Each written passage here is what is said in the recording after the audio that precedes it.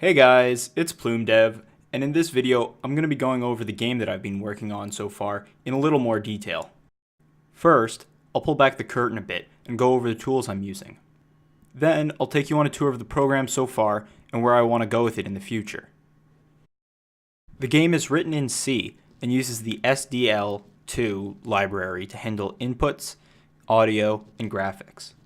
For those of you who aren't familiar with simple Direct Media Layer 2, aka SDL2, it's a very easy to use code library written in C that works really well for small game projects. SDL2 is distributed under the zlib license, meaning that anything you develop with it can be sold or distributed completely royalty-free so long as you acknowledge the original developers.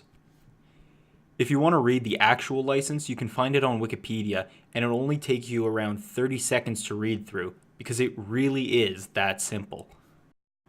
Moving on to my current code base, so far I've got a bare bones framework of the game loop running that allows players to deploy units, as well as a few unfinished side menus. Going into the deployment menu, you can see each of the default testing units as well as their current HP. Selecting one of them opens up an action menu that currently offers deploy, rest, or cancel options. If I select deploy, the game switches over to a very early and rough depiction of the city grid, where you can choose a zone to send the unit into. The deeper the color of red, the higher the crime rate in a particular zone. If I select one of these lighter squares, we get the patrol and cancel options. I'm just going to send this guy on patrol here, and then send another to this darker red patch. Once I open the deep red, you can see this menu has a raid option as well. Eventually this is going to mean that the square has a mob boss on it, but I haven't actually fleshed out any of these boss encounters, so I won't select that.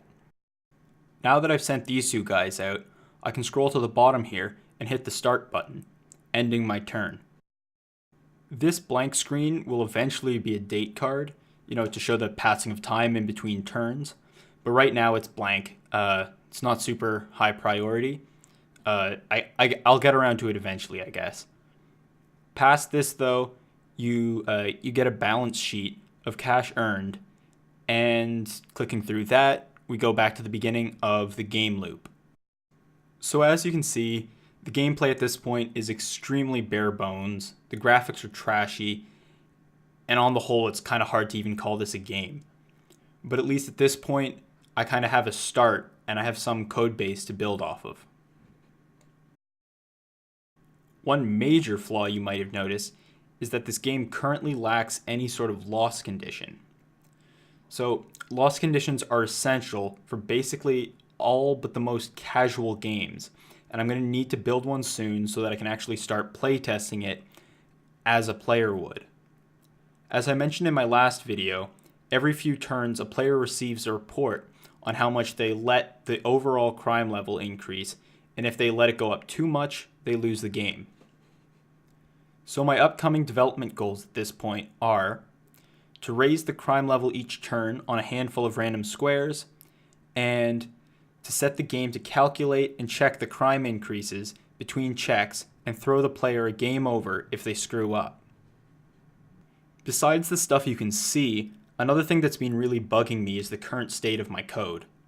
My code base at the moment is a complete mess, so before I add the game over condition, I might go do some code maintenance, because bug fixing is a nightmare right now. It's completely insane. I spent, I think, maybe a day trying to figure out where an undefined variable was. So that should give you an idea of how messy it is. I kind of got stuck, iterating on a prototype instead of building something consistent and reusable and sort of high quality. So I'm kind of paying for that decision now, but hopefully it shouldn't take too long to fix things up. Anyway, that's all for now. Please like, subscribe, and if you're working on a game or some other project, make sure to post about it in the comment section down below. As always, thanks for watching, and I'll see you again in the next video.